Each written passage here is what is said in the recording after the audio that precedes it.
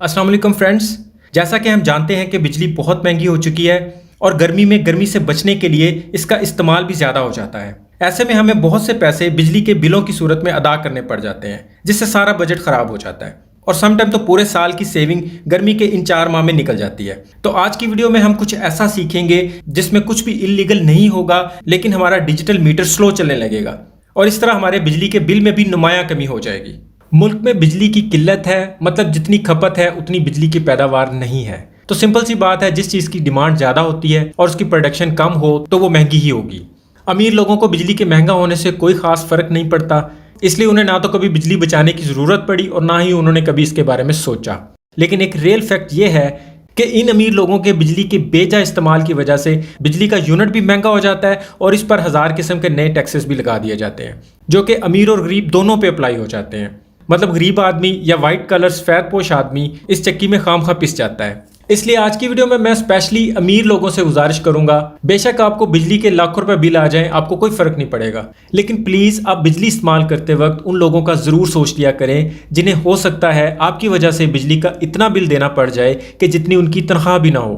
बेशक आपको load shedding से कोई फर्क नहीं पड़ेगा, आपके यूपीएस जनरेटर ऑटोमेटिक ऑन हो जाएंगे, लेकिन ऐन मुमकिन है एक बड़ी तादाद के बच्चों का रिस्क इस बिजली से जुड़ा हो और ये लोड शेडिंग किसी हॉस्पिटल में पड़े हुए मरीज की मौत का बायस बन जाए।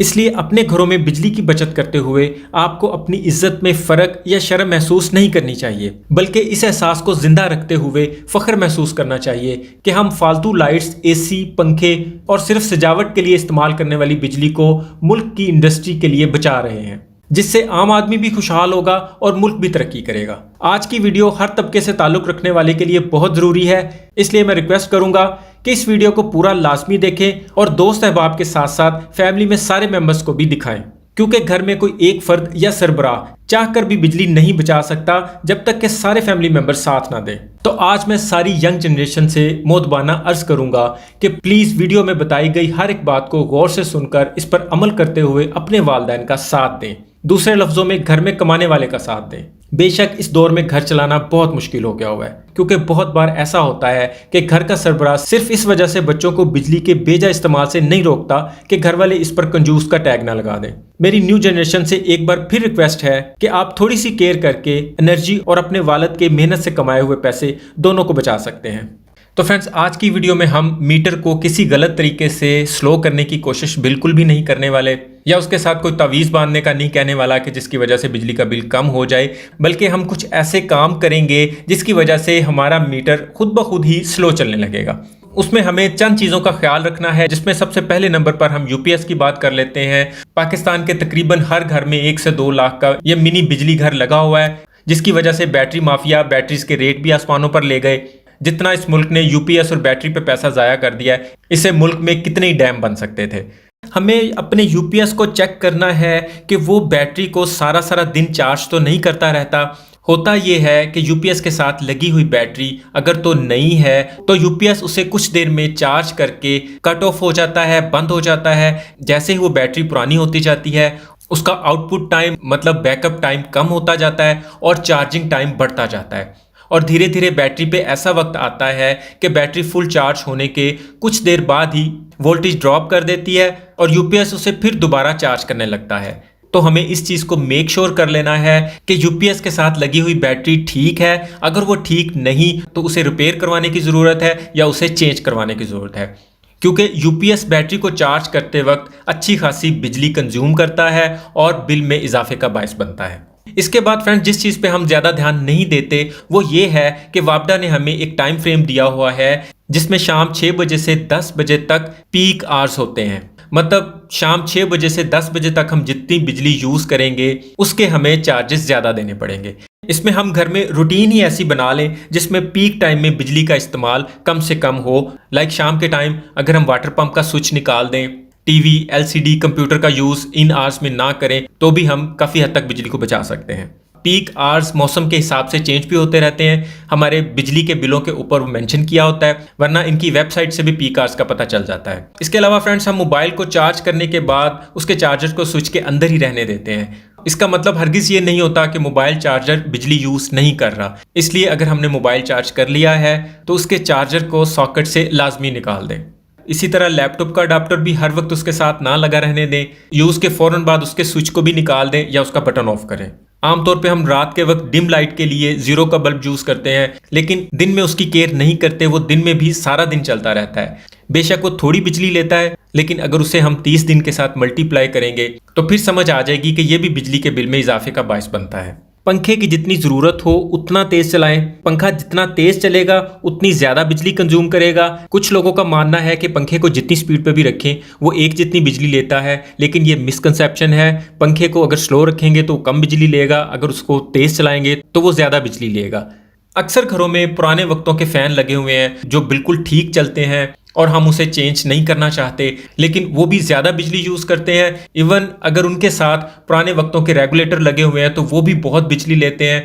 ज़्यादा बेहतर है कि आप नई टेक्नोलॉजी के AC DC फ़ैन लगवा लें। वो पुराने फ़ैन्स के 200-300 वाट की बजाय 40 से 80 वाट तक की बिजली लेते हैं और गर्मी में ये ऑल द टाइम चलते हैं, इसलिए ये बिजली के बिल में इजाफे का अच्छा खासा बायस बनते हैं। और अगर फ़ैन कम स्पीड में चलता है या स्टार्टिंग के वक्त स्टार्ट नहीं होता या जोर लगा के स्टार्ट होता है तो उसका कैपेसिटर चेंज कर दें और जिस नंबर का कैपेसिटर उसमें से निकालें सेम उसी नंबर का कैपेसिटर उसमें लगाएं। अक्सर ये होता है कि आप मैकेनिक को लेके आते हैं, वो इसमें हाई पावर का कैपेसिटर लगा देता है कि जब आपका फ़ैन बहुत अच्छा चलेगा, लेकिन हाई पावर का कैपेसिटर लगाने से एक तो फ़ैन की मोटर जलने का खतरा होता है, वो ज़्यादा जोर लगा के घूमती है, ज़्यादा हीट होती है और ज़्यादा बिजली कंज्यूम करती है। आमतौर पे 2.5 UF का कैपेसिटर लगा होता है, लेकिन मैकेनिक हजरात 3.5 या 4.5 का कैपेसिटर लगा के पंखे की पावर को बढ़ाने की कोशिश करते हैं, जिससे पंखे की लाइफ कम और बिजली का बिल ज़्यादा हो जाता है। इसके साथ साथ अगर फ़ैन में आवाज़ भी आती है तो उसका फ़ौरन से बैरिंग चेंज करें। अगर फ़ैन का बैरिंग भी ठीक नहीं है तो वो घूमने में ज़ोर लेगा और ज़ोर लेने का मतलब है कि वो बिजली ज़्यादा लेगा। फजूल में एग्जॉस्ट फैन बिल्कुल ना चलाएं। जैसे ही कमरे का एटमॉस्फेयर बाहर के एटमॉस्फेयर के बराबर हो जाए तो एग्जॉस्ट फैन को बंद कर दें। एग्जॉस्ट फैन कभी भी बाहर के मौसम से ज्यादा कमरे को ठंडा नहीं कर सकता, इसलिए उसे एक्स्ट्रा चलाने का फायदा नहीं होता। बल्कि मेरी तरह एग्जॉस्ट फैन के साथ भी सीलिंग वाला डिमर लगा लें, जिससे आप एग्जॉस्ट फैन को ज्यादा स्पीड और ज्यादा शोर की बजाय बहुत कम स्पीड पर भी चला सकते हैं, जिससे वो बिजली कम लेगा और एफिशिएंसी ज़्यादा दिखाएगा। जैसे कि बाथरूम में आप कम स्पीड में सारे दिन के लिए भी चला सकते हैं। इसकी डिटेल्ड वीडियो भी आप चैनल पर देख सकते हैं। पुराने टाइप के बल्ब्स और एनर्जी सेवर्स की जगह आपने LED लाइट को तो चेंज कर ही दिया होगा। अगर चेंज नहीं किया तो लाजमी कर लें, क्योंकि पुराने टाइप के बल्ब्स 60 से 100 वाट तक की बिजली लेते हैं, जबकि LED 12 से 18 वाट के अंदर उससे ज़्यादा तेज़ रोशनी के साथ अवेलेबल है। डेकोरेशन वाली लाइट सिर्फ ज़रूरत के वक्त जलाएं। अक्सर लोग रात के वक्त घर से बाहर गली वाली लाइट ऑन कर देते हैं, लेकिन दिन में उसे ऑफ करना भूल जाते हैं और वो सारा दिन चलती रहती है। तो इनका भी चेक एंड बैलेंस रखना बहुत ज़रूरी है। बिजली के मेन बोर्ड में छोटी छोटी एक्स्ट्रा लाइट्स बिल्कुल ना लगवाएं। सिर्फ ज़रूरत की 1 या 2 लाइट्स काफ़ी हैं। ये लाइट्स भी कंटिन्यू चलती हैं। अगर हम इन्हें महीने या साल के साथ मल्टीप्लाई करें तो इन लाइट्स की मद में भी हम वापडा को अच्छी खासी रकम दे चुके होते हैं। पानी वाले वाटर पंप को टैंकी के हिसाब से लगवाएं। समटाइम ये होता है कि टैंकी बहुत हाइट पे होती है तो आपने वाटर पंप छोटे साइज का लगाया होता है। टैंकी तक पानी पहुंचाने के लिए उस वाटर पंप का बहुत ज़्यादा जोर लगता है, जिसके नतीजे में बहुत ज़्यादा बिजली लेता है और उसके बर्न होने की रेशो भी ज़्यादा होती है। इसके बरक्स बाज़ जगहों पे टैंकी की हाइट थोड़ी होती है, मतलब वो फर्स्ट फ्लोर पे होती है और पानी वाला पंप हाई पावर का लगाया होता है, जिसकी ज़रूरत भी नहीं होती। वो खाम में ज़्यादा बिजली यूज़ करता है। उसकी जगह आप छोटा पंप लगा के अपनी टैंकी तक पानी को बआसानी पहुंचा सकते हैं। और ज़्यादा बेहतर यही है कि वाटर पंप में भी आप DC टेक्नोलॉजी में आ जाएं। उसमें ये बहुत कम पावर लेके पानी की टैंकी को भर देता है। अपने घर में डिजिटल मीटर से बिजली के वोल्ट चेक करें। अगर बिजली के वोल्ट भी कम आते हों तो भी आपकी अप्लायंसेस ज़्यादा एम्पेयर लेती हैं, ज़्यादा बिजली यूज़ करती हैं। इसके लिए ज़्यादा बेहतर तो यही है कि आप मेन बोर्ड में 63 एम्पेयर का वोल्टेज कंट्रोलर लगवा लें। उससे आपका सारा घर बिजली के बहुत कम होने की सूरत में भी और बिजली के बहुत हाई वोल्टेज आने की सूरत में भी महफूज रहेगा। टाइटल पर क्लिक करके डिस्क्रिप्शन में जाके आपको इसका लिंक भी मिल जाएगा। आप इसे ऑनलाइन भी परचेज कर सकते हैं। तो फ्रेंड्स, ओवन के बारे में आमतौर पर बिल्कुल भी आइडिया नहीं होता कि हमारा ओवन 1 टन के AC जितनी बिजली लेता है। मतलब अगर हम ओवन को 5 मिनट या 10 मिनट या 15 मिनट के लिए ऑन करते हैं, चलाते हैं, इसका मतलब यही है कि हमने 15 मिनट के लिए 1 टन का AC चला लिया है। तो ओवन के इस्तेमाल को भी कम से कम करें। इसकी जगह गैस वाले चूल्हे को प्रेफर करें और अगर यूज़ करना ज़रूरी भी है तो पीक टाइम में चलाने से गुरेज करें। और इस चीज़ का भी ख्याल रखें कि आपका ओवन किसी चीज़ को गर्म करने में ज़्यादा टाइम तो नहीं ले रहा। क्योंकि अगर वो गर्म करने में ज्यादा टाइम ले रहा है तो वो बिजली तो पूरी यूज कर रहा है लेकिन काम कम कर रहा है। तो ऐसे में उसको चेक करना भी बहुत जरूरी है ताकि वो बिजली के बिल में बेजा इजाफे का बायस ना बन सके। इसी तरह फ्रेंड्स फ्रिज को भी चेक करें कि फ्रिज टाइम टू टाइम पे ऑन ऑफ हो रहा है, वो मुतवातर तो नहीं चल रहा। अगर वो कंटिन्यू चल रहा है तो फ्रिज के थर्मोस्टेट को चेक करें कि थर्मोस्टेट उसे कूलिंग करने के बाद ऑटो ऑफ क्यों नहीं करवा रहा। उसके मुतवातर चलने से एक तो बिजली का बिल भी ज्यादा आएगा, एक उसके कंप्रेसर के बर्न होने का भी खतरा होगा। ऑटोमेटिक चेक करने के लिए फ्रिज का डोर खोलने की जरूरत नहीं होती। इसकी पिछली साइड पे ब्लैक कलर का जो कंडेंसर लगा होता है उसको हाथ लगा के देखें, अगर वो गर्म है तो कंप्रेसर ऑन है, अगर वो ठंडा है तो कंप्रेसर ऑफ है। फ्रिज को हवादार जगह पे रखें, किचन के अंदर नहीं रखें क्योंकि किचन में चूल्हे की गर्मी होती है, उसके साथ साथ फ्रिज की गर्मी भी होती है, तो फ्रिज आपको अच्छी आउटपुट नहीं दे पाएगी। फ्रिज को दीवार के साथ बिल्कुल ना लगा के रखें। गर्मी में उसके कंडेंसर को ब्रश वगैरह से साफ भी करते रहें ताकि उसको हवा लगती रहे और वो आपको अच्छी आउटपुट देती रहे। इससे फ्रिज का कंप्रेसर फ्रिज के अंदर जल्दी कूलिंग कर लेगा और जल्दी ऑफ हो जाएगा। रेफ्रिजरेटर को एक्स्ट्रा चीजों से ना भरें, जितना इसे भरेंगे उतना वो ज्यादा देर चलेगा और बिजली का बिल बढ़ाएगा। और इसे एक्स्ट्रा तेज भी ना चलाएं, इसके टेम्परेचर को मौसम के हिसाब से सेट करें। इसकी डिटेल वीडियो का लिंक भी आपको डिस्क्रिप्शन में मिल जाएगा। और अक्सर लोग बताते हैं कि हम रात को फ्रिज को ऑफ कर देते हैं, तो रात को फ्रिज को ऑफ कर देना सरासर गलत है। इस तरह फ्रिज में रखी चीजें भी खराब हो जाती हैं और सुबह जब आप फ्रिज को ऑन करते हैं तो उसे पूरी फ्रिज को नए सिरे से ठंडा करना पड़ता है, जिसके लिए कंप्रेसर ज्यादा देर चलता है और गर्मी में कंप्रेसर ज्यादा देर चलने की वजह से ज्यादा हीट होता है और उसके बर्न होने के चांस भी ज्यादा हो जाते हैं। इस तरह बिजली भी ज्यादा खर्च होती है और हम अपना फ्रिज का नुकसान भी करते हैं। फ्रिज हो या एसी, स्टेबलाइजर तभी यूज करें जब बिजली के वोल्ट कम हो। अगर बिजली के वोल्ट पूरे हैं तो स्टेबलाइजर का इस्तेमाल बिल्कुल नहीं करें। स्टेबलाइजर अलग से बिजली यूज करता है, वरना इससे बेहतर है कि आप मुहाफिज स्विच यूज कर लें। फ्रिज या एलसीडी के लिए आप 5 एम्पेयर वाला यूज कर लें और एसी के लिए 30 एम्पेयर वाला यूज कर लें। इनका लिंक भी आपको डिस्क्रिप्शन में मिल जाएगा। टाइटल पर क्लिक करके डिस्क्रिप्शन में जाके आप ऑनलाइन भी परचेज कर सकते हैं। अपने घर की वायरिंग को चेक करें, अगर वो पुरानी या नाकस हो चुकी हुई है तो वो वोल्ट ड्रॉप करेगी। वोल्ट्स के ड्रॉप होने को हम कैसे चेक कर सकते हैं? आप किसी वोल्ट मीटर को डीपी के अंदर लगा के वोल्ट चेक करें, उसके बाद घर के अंदर किसी लास्ट पॉइंट पे उसी मीटर से वोल्ट चेक कर लें तो आपको वोल्ट्स के डिफरेंस का आइडिया हो जाएगा। अगर घर के एंड पॉइंट पे आपको वोल्ट्स ड्रॉप होते हुए दिख रहे हैं तो फिर हम 729 की तार लेंगे, उसे एक साइड से डीपी में ज्वाइंट करेंगे और दूसरी साइड से घर के किसी एंड पॉइंट में फेज के साथ फेज और न्यूट्रल के साथ न्यूट्रल को ज्वाइंट कर देंगे तो वोल्टेज ड्रॉप का मसला हल हो जाएगा। बिजली की वायरिंग करवाते वक्त न्यूट्रल और फेज की वायरिंग ठीक से करवाएं। आमतौर पे ऐसा होता है कि बटन बंद करने के बावजूद हमारी अप्लायंसेस के अंदर फेज करंट जा रहा होता है। कोशिश करें कि आपके पूरे महीने के बिजली के यूनिट्स 100 से ना बढ़ पाएं।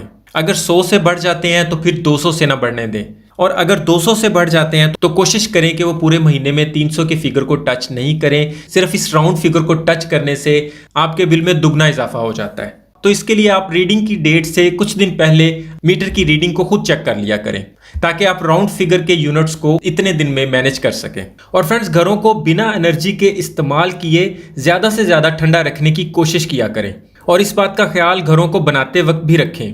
छतों पर साया करें वरना हीट प्रूफिंग करें। इसमें हिस्ट्री की सबसे सस्ती और यूजफुल मेथड की वीडियो मैं दे चुका हूं, लिंक डिस्क्रिप्शन में मिल जाएगा, आप विजिट कर सकते हैं। खिड़कियों में मोटे पर्दे लगाएं, बल्कि बाहर की तरफ चिखें लगाएं, क्योंकि अंदर की तरफ आप जितने मर्जी पर्दे लगा लें, जब सूरज की रोशनी विंडोज के शीशों पे पड़ती है तो वो बहुत ज़्यादा हीट हो जाते हैं। भले हम उन शीशों के आगे जितने मर्जी पर्दे लगा लें, लेकिन हीट कमरे के अंदर आ चुकी होती है। इसलिए कोशिश करें कि हीट को खिड़कियों की बाहर वाली साइड से रोकें ताकि विंडोज़ के शीशे ठंडे रहें, जिससे हमारा कमरा भी ठंडा रहेगा।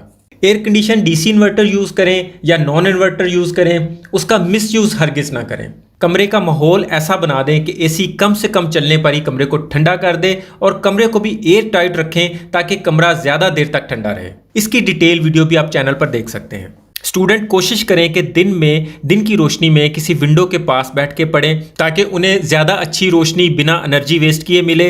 और अगर रात में पढ़ें तो कमरे की सारी लाइटें जलाने की बजाय किसी एक लाइट को अपने करीब किताब के ऊपर फिक्स कर लें। और अगर सोलर सिस्टम यूज़ कर रहे हैं या करना चाहते हैं तो जितना मुमकिन हो सोलर सिस्टम से डायरेक्ट बिजली यूज़ करने की कोशिश करें, क्योंकि बैटरियाँ लगवा के बिजली बचाएंगे तो हर 1 या 2 साल के बाद नई बैटरियाँ लगवानी पड़ेंगी, तो बिजली की बचत के पैसे उधर पूरे हो जाएंगे। लाइट जाने पर यूपीएस पर लाइटें और पंखे कम से कम चलाएं। वो फ्री में बिल्कुल भी नहीं चल रहे होते। बेशक वो बैटरी की एनर्जी यूज कर रहे होते हैं, लेकिन लाइट आने पर यूपीएस को बैटरी चार्ज करने के लिए जितना ज्यादा टाइम लगेगा उतनी ज्यादा बिजली यूज होगी। किचन में बिजली के आलात कम से कम इस्तेमाल करें, ज़्यादा काम अपने हाथों से करने की कोशिश करें। लाइक जूस निकालना, अंडा बीट करना, ग्राइंडर की जगह हौन दस्ता या कुंडी वगैरह का इस्तेमाल करना ज़्यादा बेहतर है। सैंडविच मेकर और टोस्टर की बजाय तवे के इस्तेमाल को तरजीह दें।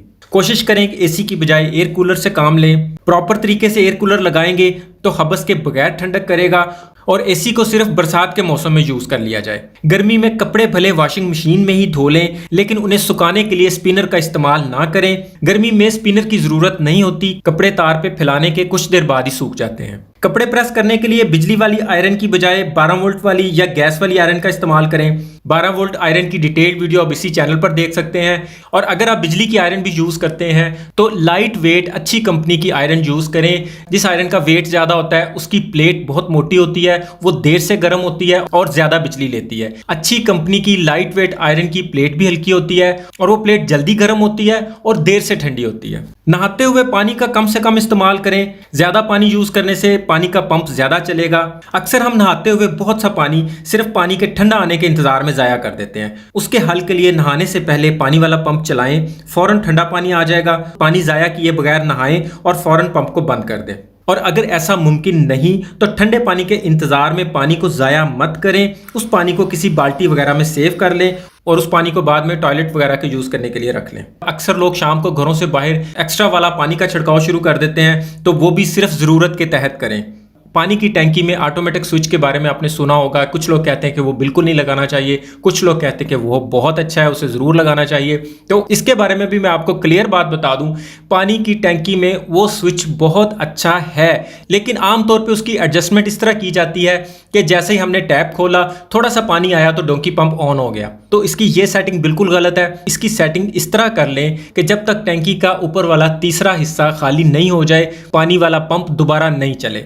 इससे ये होगा कि पंप बार बार नहीं चलेगा और जब चलेगा तब ज्यादा देर तक नहीं चलेगा। आमतौर पर हमारे पंप जलने की ज्यादा वजह यही होती है कि वो खाली टैंकी को भरने के लिए बहुत ज्यादा देर चलता है और आमतौर पर वो धूप में लगे होने की वजह से बहुत ज्यादा हीट अप हो जाता है, जिसकी वजह से बर्न होने के चांस ज्यादा हो जाते हैं। और फिर उसमें एक नुकसान वाली बात यह भी होती है, जितनी देर में टैंकी का पानी खत्म होता है उतनी देर में पंप का पानी भी डाउन चला जाता है और पंप को दोबारा नीचे से पानी उठाने के लिए बहुत जोर लगाना पड़ता है और समटाइम वो काफी देर खाली भी चलता रहता है। और बहुत सारे केसेस में अगर पंप का प्रेशर कम हो तो वो पानी उठाना भी छोड़ जाता है। इसके साथ साथ हमने अपने पंप की शॉर्टेज भी चेक करनी है। अगर वो शॉर्ट है तो भी वो बहुत ज्यादा एम्पेयर पे चलेगा, वो बहुत ज्यादा बिजली लेगा। अगर हमने उसे दोबारा वाइंड करवाया हुआ है तो वो भी सख्त गर्मी में 1 टन के एसी जितनी बिजली ले जाता है। इसलिए हमें ना तो उसे पीक टाइम में चलाना है और ना ही उसे बहुत ज्यादा देर तक चलाना है। एसी के आउटडोर पे साया रखें। रिमोट वाली जितनी चीजें हों उन्हें स्विच से बंद करना है, रिमोट से बंद करना काफी नहीं है। लाइक हमने एलसीडी को रिमोट से बंद कर दिया तो वो प्रॉपर बंद नहीं है, सिर्फ उसकी एलसीडी या पिक्चर ट्यूब ऑन नहीं है, बाकी उसकी सप्लाई बिजली यूज कर रही है। अगर आप कंप्यूटर यूजर हैं तो कोशिश करें कि लैपटॉप पे शिफ्ट हो जाएं, और अगर ऐसा नहीं कर सकते तो अगर आपने अपने कंप्यूटर के साथ पुराने टाइप का पिक्चर ट्यूब वाला मॉनिटर रखा हुआ है तो फौरन से एलसीडी पे शिफ्ट हो जाएं। इससे भी बिजली की बहुत बचत हो जाएगी। इसी तरह अगर आप टीवी भी पुराने मॉडल का पिक्चर ट्यूब वाला यूज कर रहे हैं तो उस टीवी की बजाय भी एलसीडी पे शिफ्ट हो जाएं। एलसीडी उस टीवी के मुकाबले में बहुत कम बिजली यूज करती है। स्विच को सॉकेट के अंदर टाइट होना बहुत जरूरी है, इस चीज का भी हमें जरूरी ख्याल रखना है। तो इस तरह फ्रेंड्स हम इन छोटी छोटी चीज़ों पर अमल करके बिजली की बचत में अपना हिस्सा डाल सकते हैं और अपने बिजली के बिल को ऑलमोस्ट आधा कर सकते हैं। याद रहे, बिजली हमारे ज़्यादा इस्तेमाल करने की वजह से ही महंगी होती जा रही है। आज की वीडियो बिजली बचाने के हवाले से A to Z complete package है। सारे पॉइंट वैलिड और टू द पॉइंट हैं। इसके अलावा बिजली बचाने का कोई भी तरीका आपके जहन में हो तो मुझे कमेंट में शेयर कीजिएगा, मैं उसे अप्रिशिएट करूंगा और उस पर कंप्लीट वीडियो बनाने की कोशिश करूंगा। वीडियो को लाइक और दोस्तों में शेयर लाजमी कीजिएगा। चैनल पर नए हैं तो इसे सब्सक्राइब करना मत भूलिएगा। अपना और अपनों का ख्याल रखिएगा। बहुत बहुत शुक्रिया। अल्लाह हाफिज़।